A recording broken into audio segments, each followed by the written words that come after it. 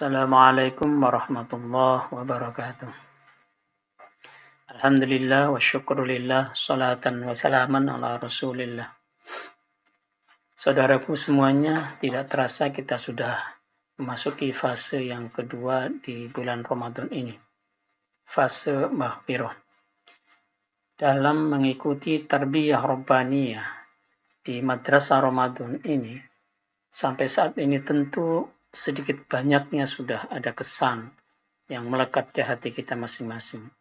Bisa jadi antara kita dengan yang lain berbeda, tergantung kita memaknai dan menginteraksikan diri kita dengan Ramadan yang agung ini.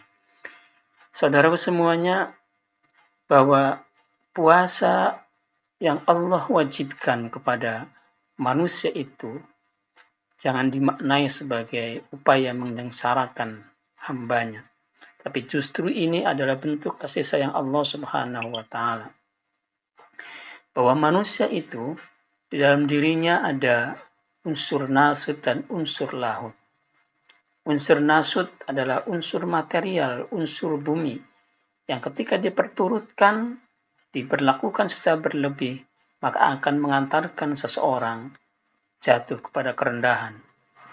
Tetapi unsur lahut adalah unsur ilahiyah yang ada dalam diri seseorang. Kita kadang tidak adil dalam hidup ini. Antara nasut dan lahut, kita kadang lebih memperhatikan unsur fisik kita. Kita lebih peduli dengan unsur material kita.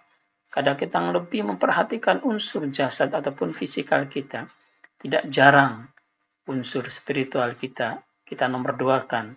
Bahkan bisa jadi ada orang yang mengesampingkannya. Puasa itu pada hakikatnya adalah bentuk kasih sayang Allah Subhanahu wa Ta'ala agar kita bisa menyeimbangkan diri dalam hidup ini. Antara lahut dan nasut bisa mengambil porsi yang seimbang dalam hidup ini.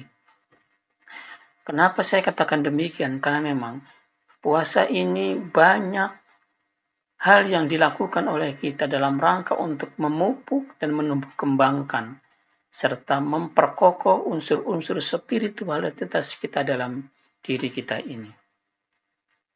Yang selama ini mungkin kita kesampingkan. Allah tidak ingin kita itu terjatuh. Allah tidak ingin kita ini terlena. Allah tidak ingin kita itu tergelincir dengan kehidupan material yang bisa membawa kita justru jauh dari Allah Subhanahu wa Ta'ala. Tapi Allah mengajak kita untuk mendekat kepadanya. Melalui ibadah puasa ini, kita agar jangan sampai terlalu terlena dan terpesona dengan kehidupan dunia, tapi perhatikan spiritualitas kita, perhatikan sisi-sisi batiniah kita.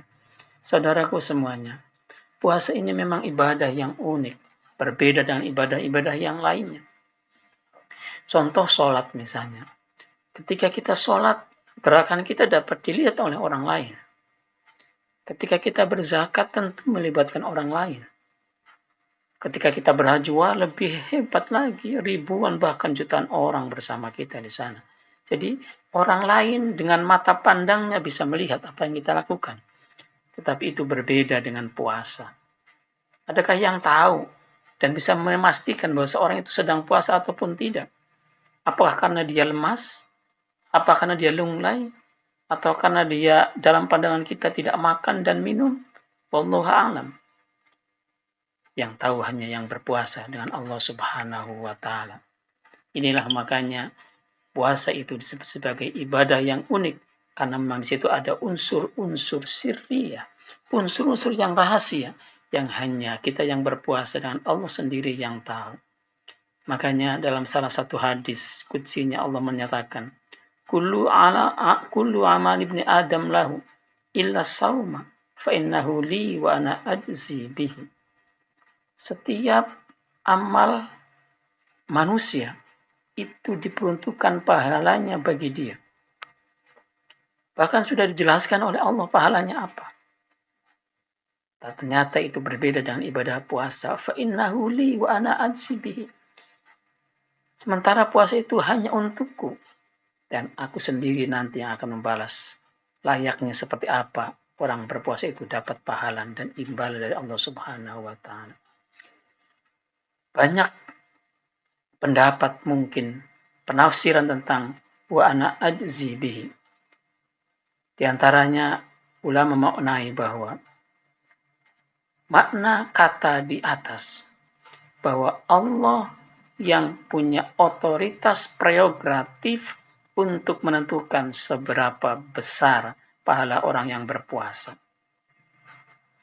Yang jelas, Allah nyatakan dalam Al-Quran, innama yuwaffas sabiruna bighairi hisab.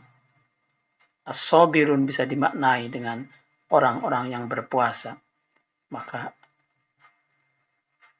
hanyalah atau sesungguhnya lah orang-orang yang berpuasa itu akan diberikan pahala secara sempurna tanpa bisa dihitung.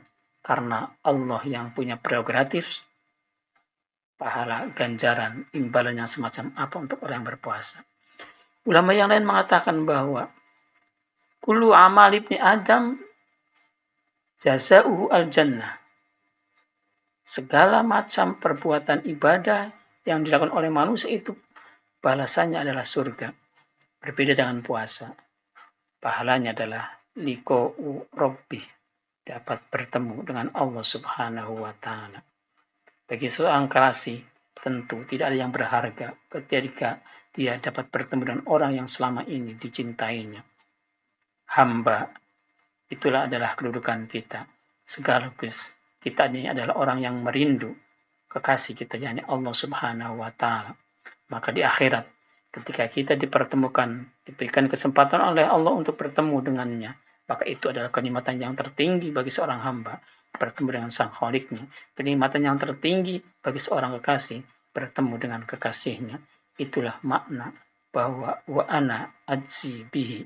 Allah lah yang punya hak prerogatif untuk memberikan balasan yang seperti apa untuk diberikan kepada mereka yang berpuasa. Demikian, mudah-mudahan bermanfaat. Wallahul muwaffiq ila aqwamit thoriq. Wassalamualaikum warahmatullahi wabarakatuh.